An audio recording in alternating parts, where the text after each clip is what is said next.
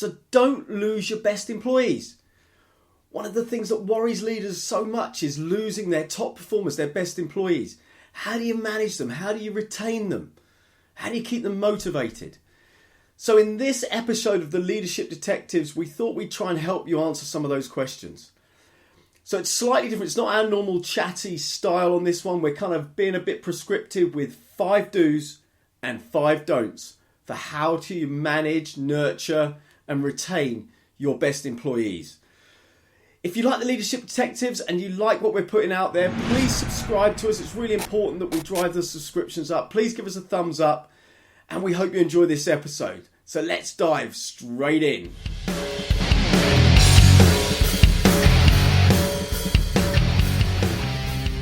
Let's go. Okay, we're live. Good afternoon. Welcome back to Leadership Detectives. Guys, I've got a question for you. Let's think about something. Let's think about your top performers. How do you manage top performers? Do you manage them differently than the rest of your employees? How do you retain them? How do you make sure they're going to stay with you, stay with the company?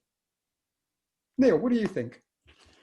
Well, it's a great question. It's a really important one because if you think about the impact of top performers not staying, you know, there's this, it's one of those dilemma questions. You know, how much effort do you put in your top performers? How important to the business are your top performers? Do you know who your top performers are? Do you invest any time in them? So, you know, how do you manage and retain them is a question that certainly I worried about as a leader. I know my clients do, and I know you did as well when we were, you know, working together. Yeah, do you know what though? Just as you've opened there with that thinking is, do people even recognize who their top performers are, that they have top performers? And if they do recognize it, should they do anything different? So I guess we need to offer some tips and some ideas, right?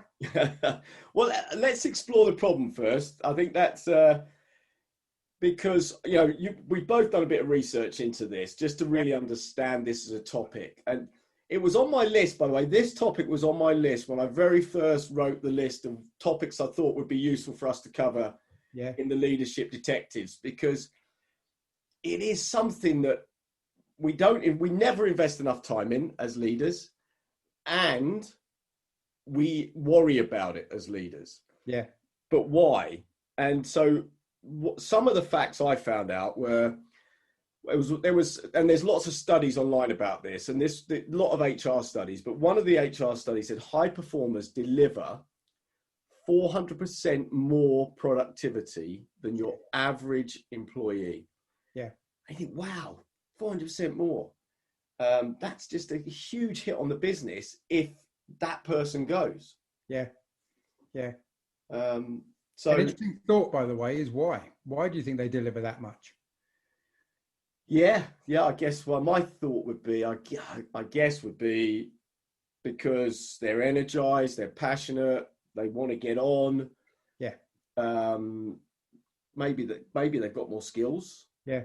They're probably self-driven, right? They're more self-driven and motivated, and you don't need to make that bit happen. So you're right. But then if they decide they don't want to be here anymore, what's the cost of that?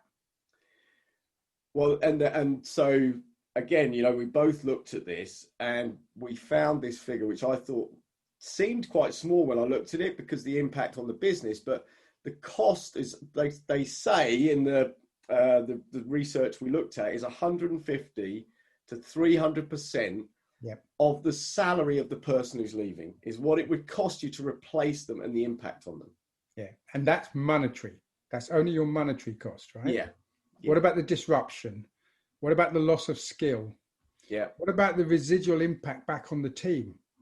If they're recognized as one of the best guys and they go, what does that do to the brain of the rest of the team? Yeah. Who else might go as a result? Yeah. What does it do to you as a leader? And how much work you've got to pick up to fill the gap. Yeah. There's also a chance that they've gone to your competition. Yeah, fair point, right? So that impact, and then they start taking business off you because your competition has got the top employee or whatever. Yeah. So no, so the problem is significant. Yeah. It's significant to you personally. It's significant to your business. It's significant to other employees. Yeah, I think those are the kind of that. So the problem is there, and what we've tried to come up with in this Zoomcast podcast discussion is the do's and don'ts that we've kind of picked up to try and give you some tips. So we've got 5 do's and 5 don'ts. Yeah. So the first do is make sure that your top performers have interesting and challenging work so they feel fulfilled, they feel like they're using their skill set, they feel like they are developing in the work they're doing, and that they're valued because they're doing something of value to the business. Yeah. I mean, if we go back to the fact we said we think they're self-motivated, they're driven, that they need to be challenged. You need to be doing something that's challenging them, which means you give them difficult things to do, challenging things to do, and interesting things to do. Yeah. Yeah, and I think that giving them challenge, and there was another piece of study that I found that said, you've got to be careful. You give people challenging work to do, and you lean on your top performers. You know, basically you lean on your top performers to do some of the toughest stuff. You've just got to be careful about over leaning on them, and breaking them, because they're the type of people who are going to say yes a lot, until they break and say no. So you've got to be conscious of challenging them, and challenging work doesn't just mean give them all the fun stuff. It might mean giving them stuff that is a little bit tedious, but it's really important to the company. Can you think of any examples of where you've done that in the past? Because you used to be good at doing this, at developing and nurturing top performers. Yeah, because I had a fantastic sales director, and the challenge he had was new business growth. And what we didn't know was how we were going to do it. So we gave this to our sales director, and no other, Mr. Neil Thubron, and said, how do we handle this new business growth, right? Who knew what you were going to do with it, Neil, right? But it was your challenge to fix, right? Yeah, and I think it's a good point, because I got bored very quickly, and I love new challenges. So if you consider that I was a good performer or top performer, that was the sort of thing, that would really keep me engaged. And and I've done it too. And I think it's kind of some of these points will merge a little bit, but we'll come back to them. But it kind of things like when there are new initiatives come up, there are things that maybe your boss wants done. And you want some input, and because we don't have all the great ideas as leaders, so get the top performers involved in some of those projects. So let's move to number 2, right? Similar to that was about the right goals and the right expectations within what needs to be done, right? So you've got to set them at the right level. Take that challenge we've just talked about there. Go grow the new business, right? Got to give you some direction about what we want. Set the goal, set the expectation on the timing and the benefit we expect back from the business. But don't overmanage it. Don't micromanage it, right? To give you that challenge and then say, and here's the boundaries I want you to work within, would have killed the whole thing. Right? And I think there's a really, really important point. And I spend a lot of time on this now when I'm working with individuals, because quite often I'll be asked to go and coach top performers or management that are in development paths. And one of the things that I find is so important is top performers need to know what good looks like. And I use that term a lot. What does good look like? So they need to know that the minimum that's required of them, that this is what good looks like, is here. So you've got to be really clear on that, because they don't want to just achieve what good looks like. They want to achieve what great looks like, or what outstanding looks like. And so they're being really clear on what you want from them, what you need from them, and what you expect from them, so that they know that's the minimum. I can overachieve on this. Okay. So I think those. So number 1 is interesting and challenging work. Number 2 is clear and goals and expectations.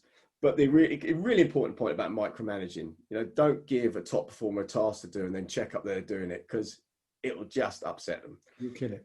Number 3. So number 3 on the list is give regular feedback.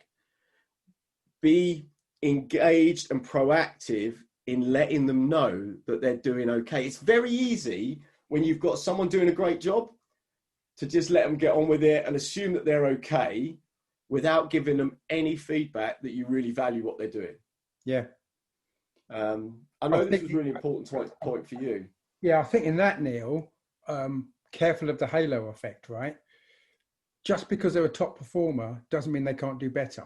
And they would appreciate, I'd like to believe they'd appreciate feedback that said, but could you consider this, or could you do better there, or have you thought about these things? I'd like to believe if somebody was having a feedback conversation with me, they're going to offer me something to help get me to the next level, not just do a full review of what I've done for the last 2 months, right? So I think it's important that you're offering support, and also support. Do I need to open any doors for you? Do I need to help you with anything? Right? Actually, there's a really interesting point there and I think this is a key learning point, actually, which is when you're giving feedback, it doesn't mean you're telling that top performer that everything's great. Because the great thing about top performers is they want to learn and grow. Yeah. And they don't want to be told everything's great. They want to know, actually, you could have done this better or this better. Yeah. Because next time or in the next role, they want to be better at it and they want to learn from it. So just telling them they're great at everything, no one learns from that. Yeah. I think you and I could do with, maybe we'll do a session on feedback one time, right? In terms of how do you give good feedback and what's an effective way to do that. I think that might be useful. Good idea. Here, hopefully. So number four. So number four would be, think about a development and growth path for the people we're talking about. So they're doing a job today, they're doing a fantastic job, but what comes next? What's next in their career? What's next in their challenges? And there's something you've got to be really careful of here, guys, because in that development, you could create visibility for them. Maybe you're putting them in front of the exec leadership team. That's an important thing, right? Let people see who they are. Maybe you're going to give them some mentor. You should give them a mentor. You should give them a sponsor that's going to help drive their career forward. But you know the risk that's going to come with that? If people start seeing this great guy or girl that you've got with you, guess what? There's a risk they might not want to stay with you, because otherwise they might see great opportunity elsewhere. What should we do, Neil? How do we stop them leaving the team? And I think this whole career path, because certainly people who are ambitious want to know where they're going. Yeah. They want to know where this career is taken, because they know they don't want to be static. You know, there are lots of employees who are very happy being static, and we need lots of those. Yeah. But your top performers are not, actually, this is probably unfair. Your top performers don't always want the next job or the next biggest job or the next biggest. Your top performers might be a steady guy who's been doing it 20 years, which is brilliant. So know what they need. But a lot of your top performers will want to know what their career development looks like, what their personal development looks like. And you see companies invest in things like expensive MBA programs, or going to Henley Business Management College for a special leadership event or something. Yeah. And those are all great. Just be careful, because I've seen this happen. Get your MBA, and a huge number of those people get their MBA and then they leave. Yeah. So you have to be careful about that kind of investment. And I've seen companies put golden handcuffs on people when they do MBA programs, which I think is the right thing to do. I just want to comment on the mentor thing, by the way, because one of the things I found really, really valuable was when I was given a mentor who was probably 2 or 3 levels above my boss. And I learned so much from them. You know, I didn't need long 30 minutes here and there, but I learned so much from them. And now I have my own coach and mentor, and I wouldn't live without that, because I know the value of that. And so investing in that in your top performers is really key. Yeah, so another thing on that mental thing is try and find somebody who doesn't have a personal interest in poaching this individual, right? The reason I say that is you don't have to hold on to this person in your team. If the right thing to do is let them go to a different team in the business or in the company, that's a great thing. But you want to make sure your mentor is objective with them, right? And so that's always difficult, because if you spot a great contributor, you might think it's great to have them in your team. Is that the best thing for them, right? Because chances are if they're a top performer, then they should have some longevity, which I guess we'll come on to later on as well. Right? And I guess, and this isn't an advert for us by any stretch of the imagination, but, I get pulled in and we get pulled in to be mentors as an external mentor for smaller businesses that need that someone to help them who isn't in their management line and that doesn't have a vested interest in them. Yeah. So that was number 4. Do you want to do number 5? Number 5, recognition, reward, and making sure we're doing the right things as a give, as contribution back to that individual. It's interesting when we looked at all the study stuff, some of it talks about the fact that top contributors just need challenging work, just need the good environment to work in. Don't be fooled into believing that salary and bonuses is not important to top contributors. It is. It is. Top performers expect to have, what we're saying is that's not all it takes. The fact that you'll pay them outstanding salary isn't a reason that they'll stay with you. But if you don't pay them outstanding salary, it's a reason they won't, right? Yeah, if they feel like they're not valued, so they're all their hard work, this extra 400% of productivity isn't being recognised in. So basically, what they don't want is you to take the mick by not paying them what they're worth. Yeah. So those things are, and even just recognise them with special awards and recognise them for doing good work. Yeah. Because it motivates other people around them because they want to be like them. They want to be like the top performers. So recognition is key. So sorry, go on. Well, I think the other thing people need to recognize in recognition is that it's also the public or the external view that people have of them. They want people to know that they got that award, right? Yeah. People don't run around shouting about their salaries, but they do run around shouting about the fact that they got a top performance award, right? Yeah. So that's important that you make it public, but keep it balanced in your team, right?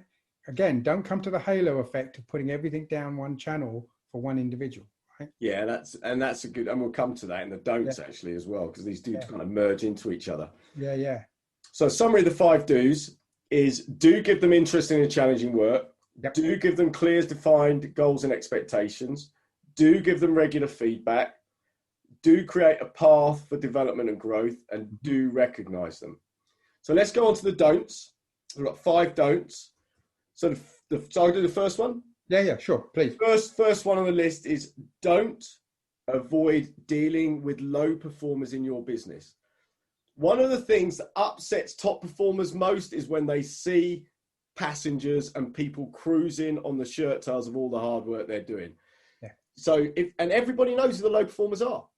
Yeah. And if as a leader, we've talked about this in a previous episode, if a leader, you are avoiding the difficult conversations or avoiding dealing with low performers, you are upsetting the top performers. And that is cited as a reason why people leave. Yeah, absolutely. So that's number 1. Number 2? Number 2, we touched on it, but let's just do it explicitly, is do not hang on to your star performers. Keeping them with you, not only is selfish, it's stupid, right? It won't last. It won't last, because if you try hanging on to them because you give them short-term return, try and make them stay with you, that will not last. That will wear off, right?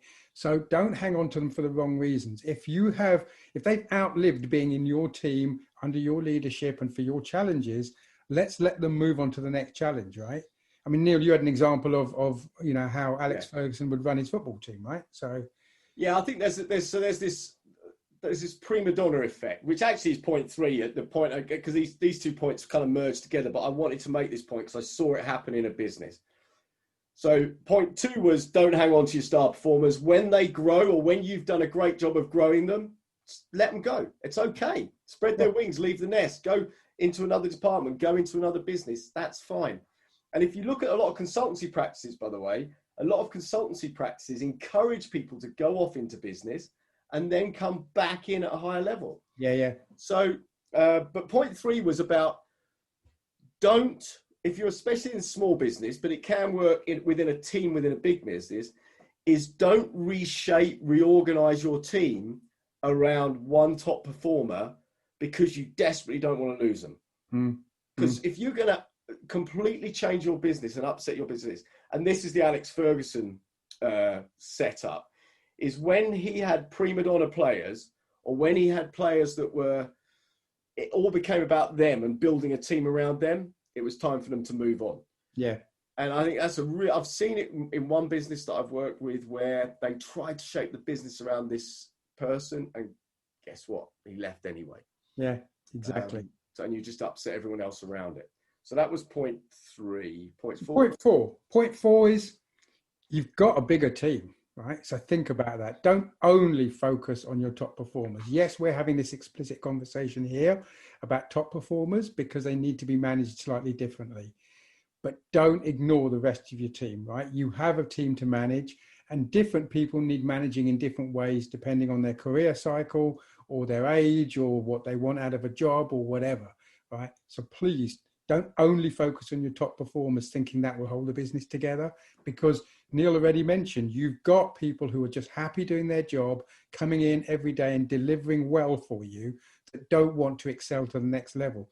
That's fine. That's great, by the way. You need a core of people that are happy doing that. Right? There's nothing worse than when you're in a team, seeing this one guy or girl getting all of the fun projects, all of the good stuff, and they're good, but it's the, we talked about in one other video about it not just creating, it was about poor leadership, about poor leaders just have this little nichey, clicky group that they work with. Yeah. If you have a niche and you're working with, then you need to look at your broader team because they're feeling left out. And if they're feeling left out, their morale goes down, their productivity goes down, and they'll look to go elsewhere. Yeah. Be careful you don't drive them to that, guys. You could drive them to that because of your unbalanced view. So Neil, number 5. 5th don't, and this was one we added just before we came on, is it's easy to think, and if you look at a lot of top performer programs, it's easy to think that all top performers, all top talent are young and they're new in the company. Yeah. And you see lots of graduate programs where people are moved around department to department to department to learn skills. But there are top talent throughout your age, throughout the whole diversity of your business, age, sex, ethnicity, whatever it is. There is not one size fits all when it comes to top talent, and certainly they're not all young graduates. Although there are a lot of good people there, but there are some people in their 50s and 60s who are also your top talent. Yeah, absolutely agree. Right, and we've seen it ourselves as we've been through in our careers, but it's as true now as it's always been back then. Yeah. So let me just recap on. I guess on that point, hunger isn't only for young people. No, there are hungry, passionate people all throughout the business. Exactly. And as you're moving through different roles, you'll get into a role, and then that will develop. You'll be fulfilled, but you need the next one, right? So let's just recap on that last 5, right? So the 5 that we said of the don'ts, right? Do not avoid dealing with your low performers, right? That has to be done because that has to be kept in balance and it has to be done. Don't hang on to your star performers. If it's time for them to go, they've lived out their time with you. You've done your job, by the way, in developing them. So appreciate that and move them on to the next. Your business is your business, right? Do not reorganize it around one individual who may be your best striker, he may be your best keeper, but the business has got to run. So again, don't reorganize around that. Don't only focus on your top performers. Think about the whole breadth of your organization and your teams, and make sure that you're balanced in the way that you address that. And then realize that top performers come in all shapes, colors, ages, right? So don't only expect that your nice, new, bright and shinies that have come in means that you ignore those in the middle of their career, or even those at the top end of their career, right? Because they're still a top performer. They've still got a lot to offer. Brilliant. So I think that's a good recap on that. Yeah, so I think hopefully this has been useful. So, if you lose your top performers, if you don't invest in your top performers, it costs your business. And we've given you 5 do's and 5 don'ts on how to mold, shape, retain and grow those top performers. Hopefully that's been useful for you today from the Leadership Detectives. Albert, any final thoughts from you? Look, thank you for listening into this one. I hope it's added value for you, and thank you for the support you're giving us across the board. We're getting some good feedback, whether you're listening on podcast, whether you're watching on YouTube. Thank you for your time. Thank you for engagement. Brilliant. And Please subscribe, give us your likes, your thumbs up, and leave us any comments at all, because comments are really valuable for us. So please leave those as well. But great to see you, Albert. Have a great week, and we'll catch up next week. Fantastic. All the best, guys. See you again. Cheers. Take Bye-bye. care.